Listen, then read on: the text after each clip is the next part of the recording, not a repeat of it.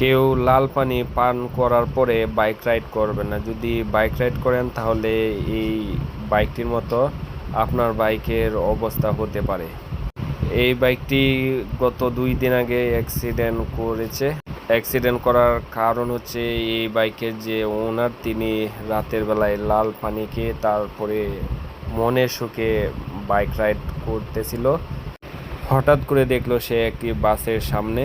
তারপর সে নিজেকে রক্ষা করার জন্য তার বাইক সহ সে একটি ক্ষেতে নেমে পড়ে।